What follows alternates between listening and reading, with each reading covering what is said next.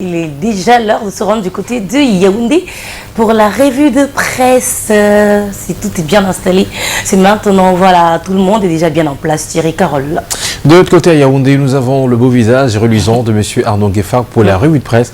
Bonjour mon cher, bon début de semaine à vous. C'est à vous l'antenne pour la revue de presse.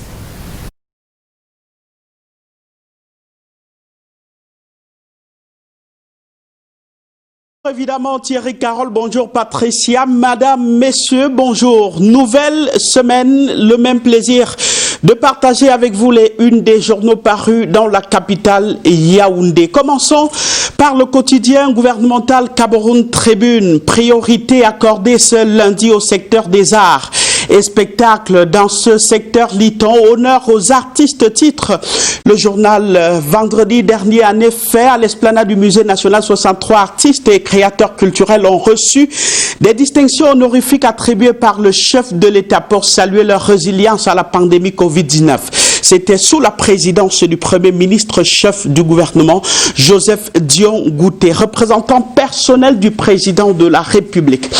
Et c'est conscient du rôle prédominant en amont du président de la République que le journal Prospective Nouvelle présente ceux qui appellent les médaillés de Paul Biya. Plusieurs icônes des différents pôles artistiques culturels ont effectivement reçu des mains du chef du gouvernement leurs médailles. Parmi les heureux élus, Anche Bogo Emeran, grand cornor de l'ordre du mérite camerounais, à qui un hommage a été solennellement rendu pour ses 50 ans de carrière musicale.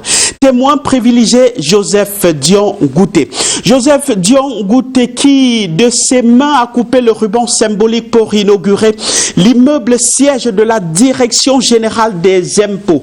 Le journal Prospective Nouvelle, en outre, révèle ce matin les impôts qui s'imposent. L'ouvrage qui se dresse fièrement et majestueusement au cœur de la capitale Yaoundé est un véritable joyau apprécié par le Premier ministre. Son épouse, Grâce Dion Gouté, fait la une du journal La Bonne Info, elle que le journal présente comme la suppléante exemplaire de Chantal Biya. Le constat part de Tchang, où le cercle des amis du Cameroun est allé retrocéder l'hôpital de district rénové et équipé.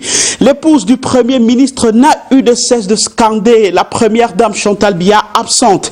L'émissaire a porté auprès des populations les attentions de la première dame Chantal Biya. Une œuvre en effet parmi tant d'autres déjà réalisées par Chantal Biya. Sa générosité est traduite à la une de l'hebdomadaire Miomé Sala. Chantal Biya Nyameyon. Engagement pour le bien-être, c'est ce à quoi s'attelle l'ambassadrice de bonne volonté de l'UNESCO au quotidien à travers les institutions et associations qu'elle a créées. 18 ans après la création des synergies africaines par exemple, elle poursuit son combat contre le VIH-Sida, la réduction au compte de la mortalité maternelle et infantile, entre autres. Un véritable combat pour l'Amazone Chantal Biya. Une autre Amazone, cette fois du gouvernement, que le journal Le Pélican nous présente ce lundi. Elle est dans les chantiers urbains et lance sur ses traces la campagne Ville propre. Le journal nous informe que le Mingdu est sur le terrain dans le sud. En visite de travail à San Melima et à Ebolova, Célestine Ketcha-Cortez a prescrit des entreprises pour l'achèvement des chantiers en cours. Dans la même veine de l'action gouvernementale, une mission interministérielle séjourne dans la région de l'extrême nord. Le quotidien Réalité Plus au pas de ses membres du gouvernement donne les nouvelles ce matin. Nouvelles plutôt bonnes pour les populations de Marois. Le journal nous informe que le pont de Palar sera livré en janvier. 2 équipes vont travailler 24/24, indique le ministre des Travaux publics Emmanuel Ganou-Djoumessi. C'est une mission conduite par le ministre de l'administration territoriale et dépêchée par le président de la République, lit-on à la une du journal. Le journal La Tornade d'ailleurs le signifie clairement à sa une de ce lundi. Paul Biya met en mission 2 de ses commandos d'élite. Le journal traduit ainsi l'implication du chef de l'État au premier degré de la décision de la visite de chantier dans la région de l'extrême nord. Le tri-hebdomadaire Le Soir est dans le même siège avec les 2 membres du gouvernement en vedette, Paul Atangadji et Ganou Djoumessi dans l'extrême nord. Ils portent tous deux les yeux du gouvernement sur un certain nombre de projets. Avec le pont Palar comme principal visité hier, le dispositif sécuritaire dans la région est aussi en ligne de mire de ses ministres en séjour à l'extrême nord pour s'assurer du bien-être des populations là-bas. C'est en tout cas ce que pense le journal Génération Libre, parution de ce matin. Une façon pour lui de veiller sur la population de l'extrême nord, justement. 2 ministres commis à cette lourde tâche d'aller jauger l'état d'avancement des travaux. Ce qui ressort, c'est que dans 45 jours, on va livrer le pont Pala. Il le fallait bien et cette mission trouve toute sa nécessité. Le journal Dernière Heure fait lire ce matin que Paul Biya encore et toujours au chevet des populations. Depuis Yaoundé, son regard est tourné vers Maroua où se déroule la mission. Il ne s'est pas agi des chantiers seulement, mais aussi d'une réunion comme celle tenue ce jour et hier avec les populations. Le journal La République presse que les populations ont vomi 11 millions de nordistes, titre-t-il, épris de paix, viscéral et attachés aux idéaux de la valeur républicaine d'unité nationale, matérialisée par plusieurs déclarations y afférentes à Maroua. Non au mouvement 11 millions de nordistes, réitère le soutien à la population de Paul Biya, à la politique de Paul Biya. Les élèves de l'ENAM QV 2020 sont sortis justement de leur perfectionnement au centre d'entraînement des forces armées de Ngaoundal. Là-bas, l'occasion, lit-on, il y a eu des encouragements et les félicitations du ministre de la fonction publique et de la réforme administrative. Au total, c'est 438, parmi lesquels 185 de cette féminins. 45 jours pour braver l'épreuve de préparation militaire. Avec le quotidien Mutation, parlons de ce digne fils du Septentrion, non moins président de la République ancien. Il s'appelle Amadou Aïdjou. Le journal de Georges Salom Boyomo titre ce matin parlant de lui, le fantôme vous salue. Déjà 31 ans que le président de la République du Cameroun est décédé, mais l'illustre disparu repose toujours à Dakar, au Sénégal. Le journal Mutation, en outre, à sa petite une, nous parle de cet incendie qui a fait 13 morts à Guidère. Plus de détails en page 5 de l'apparition de ce matin. Les élections des conseillers régionaux sont toujours dans leur phase de campagne. Le journal L'Équation s'intéresse ce lundi à cette visite de travail effectuée par le secrétaire général du comité central du RDPC, Jean Kueté. Appel à la fidélité, à la dévotion des électeurs, titre le journal. Reçu en grande pompe par le chef de délégation départementale de la Sanaga maritime conduite par le ministre Jean-Ernest Massenangale Bibeye, le vice-premier électeur à faire preuve de fidélité et de loyauté aux idéaux du parti. L'hebdomadaire La Revue du Patriote est sur la même ligne des régionales 2020. 2 têtes à sa une ce matin qui présente comme les têtes de proue de la dite élection dans le département du Mbam et Noubou. C'est comme un ouf poussé. Enfin, les hommes sûrs pour le Mbam et Noubou émergent pour le développement local. Le journal Pile ou Face lance aussi ce matin une alerte. C'est relativement à ces imposteurs qui s'attaquent à la famille de Ferdinand Oyono. Tels des vautours affamés, écrit le journal, quelques individus à esprit égaré se revendiquent abusivement de la lignée de Ferdinand Léopold Oyono. Il s'agit informe le journal, autour de la mémoire et de l'héritage de celui qui était considéré comme l'ami personnel du président Paul Biya. Finissons avec la caricature de ce lundi. Elle illustre notre pays, le Cameroun, aujourd'hui, objet d'un conflit de génération entre vieux et jeunes. Les vieux ne veulent pas lâcher prise, les jeunes veulent prendre les choses à main. Vous lisez avec moi le Cameroun tel une voiture. Les jeunes d'un côté poussent criant, ça suffit, ce pays doit avancer, et les vieux de l'autre côté poussent au sens contraire, argant, que semblable, chacun attend son tour. J'ai fini mon tour de la revue de presse en direct de Yaoundé. C'est votre tour, Michael Tipko, ce sera en direct de Douala. Bonjour chers amis et bon début de semaine. Bonjour Arnaud et très bon début de semaine. On continue la revue de presse ici à Douala avec un autre quotidien, La Nouvelle Expression en kiosque ce jour, qui nous parle à sa une de cette lettre ouverte du porte-parole du président du mouvement pour la renaissance du Cameroun, Olivier Bibounissak, aujourd'hui écroué à la prison de Konengi à Yaoundé, qui écrit donc à Emmanuel Macron, le porte-parole de Maurice Kamto, jeté donc en prison depuis plus de 2 mois par le régime de Yaoundé. Rappel au président français la responsabilité de la France dans l'histoire tumultueuse du Cameroun et le rôle que l'ancienne puissance coloniale doit encore jouer aujourd'hui pour laver ses péchés.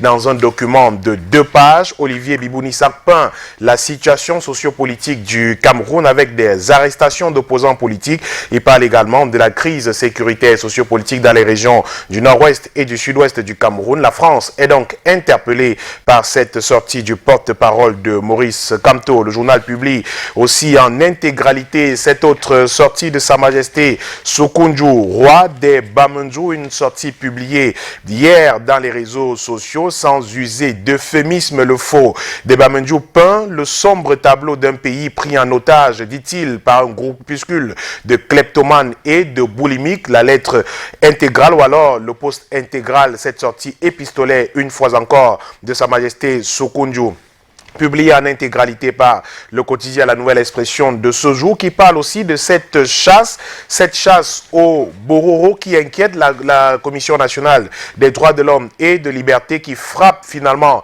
le poing sur la table. Les membres de cette institution se disent préoccupés par la résurgence des exactions contre les Bororo du Cameroun. C'est ce qui ressort d'un communiqué de presse signé du président par intérim le 23 novembre 2020. Dans La Nouvelle Expression, on peut donc lire des faits qui font craindre une déflagration par la Commission nationale des droits de l'homme et de liberté, des faits justement de chasse contre les Bororo dans certaines localités du Cameroun. Écrit La Nouvelle Expression en kiosque aujourd'hui. Une autre chasse, une chasse engagée contre des déplacés anglophones, c'est dans le département de la Sanaga-Maritime, et mis à la une du quotidien Le Messager de ce jour. Le Messager qui parle d'une chasse à l'homme contre les déplacés du Nozo à Yabi Mapan. C'est une localité de la Sanaga-Maritime, département de la Sanaga-Maritime, région du littoral, accusés d'exploiter frauduleusement des forêts sans l'aval des chefs traditionnels. Ces hommes et femmes sont menacés de représailles dans cette localité. Plus de 1000 hectares de terres cultivables sont exploités par ces anglophones sans autorisation, dénoncent des habitants du village. Ces exploitants illégaux, comme on les appelle sur place, ont même construit des campements où ils accueillent des centaines de leurs frères qui continuent d'arriver tous les jours. S'inquiète le chef du village Yabi Mapan. Et sur place donc au village, les habitants veulent en découdre avec ces déplacés du nord-ouest et du sud-ouest et annoncent des représailles vers la fin du mois de décembre, des menaces que l'autorité administrative doit prendre au sérieux, lui qui a la charge au nom de l'État de protéger à la fois la liberté et la sécurité de toute personne en période de conflit, prévient le quotidien Le Messager en kiosque ce jour. Et à son pied de une, le journal parle de travaux publics au Cameroun avec cette interpellation du groupement interpatronal du Cameroun à l'endroit du ministre des Travaux publics à la faveur d'une rencontre vendredi dernier à Douala entre Emmanuel Ngannou Messi et le patronat camerounais. Le GICAM a dressé un tableau sombre des maux qui minent le secteur des BTP en général et singulièrement celui des infrastructures routières dans notre pays. Célestin Tawamba a placé donc le curseur sur les plaies saignantes des infrastructures routières en s'appuyant sur le fait que pour les entreprises, l'existence, la qualité et le coût des infrastructures sont déterminants pour leur performance et pour le développement économique et social du pays. De ce point de vue, le déficit des infrastructures est présenté comme l'une des contraintes majeures du développement des entreprises au Cameroun et selon le groupement interpatronal du Cameroun, moins de 7% du réseau routier au Cameroun est revêtu sur un linéaire total de près de 77 600 km, bien loin des 32% prévus dans le document de stratégie pour la croissance et l'emploi. Et le ministre des Travaux publics, Emmanuel Ngannou Messi, en a profité pour donner des nouvelles de l'autoroute Douala-Yaoundé avec une livraison prévue en 2021. Peut-on lire également dans les colonnes du quotidien Le Messager en kiosque ce lundi. Intégration également en kiosque ce jour nous parle de la communauté économique des États de l'Afrique centrale et la SEMAKI, les deux institutions qui ont donc tenu une réunion il y a quelques jours. Le tournant du concret entre les deux institutions trêve de parole, place donc au concret. Objectif, implémenter toutes les réformes qui ont été adoptées par la CEAC et la CEMAC. La célébration de la réforme institutionnelle et le passage de témoin à Denis Sassou Nguesso ressortent comme les deux points majeurs de la rencontre des chefs d'État et de gouvernement de la communauté économique des États de l'Afrique centrale il y a quelques jours seulement. Réforme donc en abscisse et en ordonnée, aller dans les colonnes de l'hebdomadaire Intégration en kiosque ce jour, qui parle aussi d'un président congolais, Denis Sassou Nguesso, qui s'emploiera à rendre physique l'intégration régionale de la CEAC au cours de sa présidence dont il a pris les rênes il y a quelques jours seulement. Le journal Intégration nous parle aussi de la tenue des élections régionales au Cameroun, avec la peur sur ces élections dans les régions du nord-ouest et du sud-ouest, et dans le nord-ouest précisément, où des séparatistes anglophones manœuvrent contre le scrutin. Ils instituent 2 jours de ville morte cette fin de semaine. Ils brandissent des représailles à tous les contrevenants à l'interdiction de voter. Et le journal de se souvenir des sénatoriales de 2013, où certains conseillers municipaux avaient été mis en cage 2 jours avant les élections dans un hôtel dans la ville de Bamenda et convoyés par bus dans les bureaux de vote le jour du scrutin. Le journal craint donc que le scénario de 2013 ne se reproduise le dimanche 6 décembre prochain à la faveur de ces élections régionales qui se tiendront au Cameroun. Europe Plus, le billet hebdomadaire, parle aussi de ces élections régionales, mais parle cette fois-ci plutôt d'une négociation secrète en cours entre le Rassemblement démocratique du peuple camerounais et le Parti camerounais pour la réconciliation nationale. Grégoire Oona, écrit le journal, vient d'engager des manœuvres que le journal qualifie d'occultes avec la formation de celui qu'il appelle encore son protégé, Cabral Libi, qu'il entend propulsé au gouvernement, écrit Michel Michaud Moussala. Il estime enfin qu'il se trame des choses, louches, au moins à la commune d'Ezeka en cette veille d'élection régionale, des faits sur lesquels s'appuie Michel Michaud Moussala, à lire en page 3 du billet hebdomadaire Europe Plus en kiosque ce jour. Et la grande une du journal, vous le voyez, parle du Premier ministre qui bégaye devant la représentation nationale. Le chef du gouvernement devant les parlementaires a de nouveau aligné un catalogue de bonnes intentions, allant parfois jusqu'à oublier ce qu'il a promis. Voici 1 an aujourd'hui, le journal passe en revue le discours du chef du gouvernement sur des questions économiques, des questions d'insécurité au Cameroun également, de ces échéances sportives qui attendent le Cameroun, notamment le championnat d'Afrique des Nations et la Coupe d'Afrique des Nations. Décryptage de Michel Michaud Moussala, lire dans le journal de ce jour, qui est donc allé chercher également à comprendre qu'est-ce qui peut expliquer la longévité de certains membres du gouvernement. Certains ministres, Laurent Esso, par exemple, 31 ans qu'il est ministre, l'homme qui murmure à l'oreille du président de la République depuis le 13 avril 1989, reste au gouvernement à ce jour, un autre record de longévité. Et les Pierre, 23 ans au gouvernement. Belouba Maïgari, 23 ans également.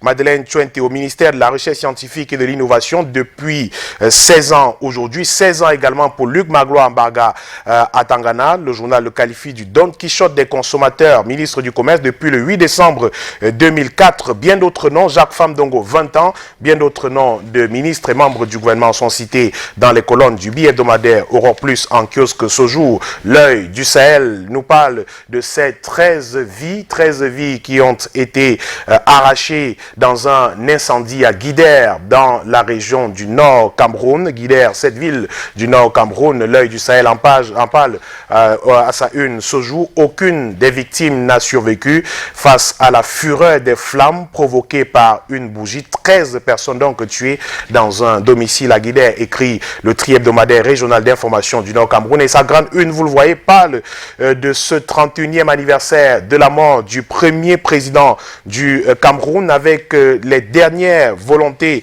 d'Amadou Ahidjo. Dans son testament, le premier président camerounais avait émis le vœu d'être enterré dans son pays, pendant que le débat sur le rapatriement des restes de l'ex-président de la République du Cameroun déchaîne régulièrement des passions dans notre pays. Dans un document exclusif dont l'œil du Sahel publie l'intégralité aujourd'hui en facsimilé, l'on sait désormais que l'intéressé lui-même s'était penché sur le sujet le 19 décembre 1985 précisément dans sa propriété dakaroise. 3 années après être parti du pouvoir, l'ex-chef de l'État camerounais, prévenant à cause de son état de santé déclinant, consigne donc dans un document à l'adresse du président de la République du Sénégal ses dernières volontés. Amadou Ahidjo sollicite qu'après sa mort, ses restes soient ramenés au Cameroun accompagnés de son épouse Abiba Germaine. Et donc le journal L'œil du Sahel en kiosque ce jour publie donc l'intégralité de ce document en facsimilé. C'est à retrouver en page 2 du tri-hebdomadaire régional d'information du Nord Cameroun. L'Indépendant également en kiosque ce jour en parle, nous livre le testament d'Amadou Ahidjo. Le journal nous propose d'ailleurs un portrait de l'homme, ses réalisations avant son départ du pouvoir, le pacte secret entre Ahidjo et Biya pour l'alternance dans notre pays.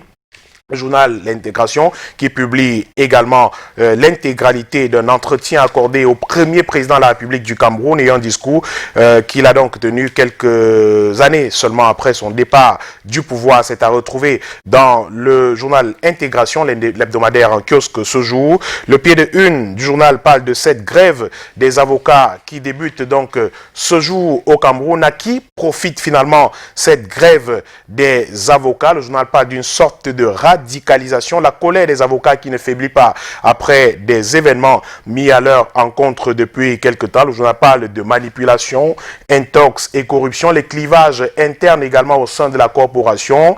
Qu'a-t-on fait du conclave du 4 septembre 2019 par exemple qui devait résoudre certaines questions, certains problèmes qui sont encore posés aujourd'hui par les avocats? C'est un dossier de 4 pages à lire dans les colonnes de l'hebdomadaire L'Indépendant en kiosque aujourd'hui. Et Info Matin en parle également ce jour. Info Matin qui parle aussi de cette grève annoncée des avocats. Et le journal y voit une politisation de la scène. Le barreau en désordre de bataille, écrit le journal. Bien des hommes et femmes en robe noire estiment que ce débrayage programmé du 30 novembre au 4 décembre prochain est un non-sens et que la plupart de leurs confrères mélangent avocature et politique. Et ce n'est pas la météo. Bi-Hebdo également en kiosque ce jour qui va donc démentir le journal Info Matin. La météo, vous le voyez donc à sa une. Vous allez le voir à sa une de ce matin. Parle des avocats militants d'une formation politique, du mouvement pour la renaissance du Cameroun qui mettent donc leurs menaces à exécution.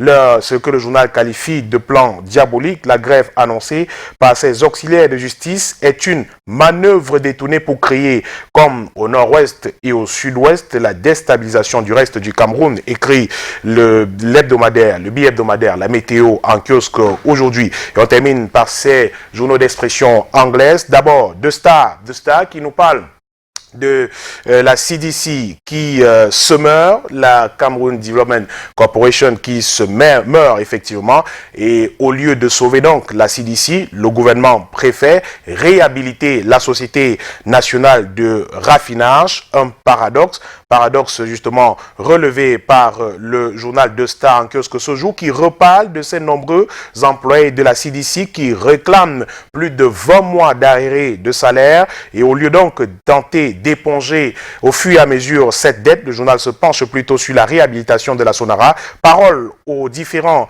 acteurs, que ce soit de la Sonara et de la CDC, à lire dans le journal The Star en kiosque aujourd'hui. On termine avec Eden Newspaper également en kiosque qui nous parle des élections à venir au Cameroun, et le journal qui nous livre des propos de certains cadres du parti au pouvoir, le Rassemblement démocratique du peuple camerounais, qui estiment eux aujourd'hui que le pouvoir a été très longtemps concentré à Yaoundé et qu'il faut donc passer très rapidement à une décentralisation dans notre pays, la décentralisation qui se pose donc comme la clé pour la résolution des différents problèmes du Cameroun, écrit Eden en kiosque ce lundi.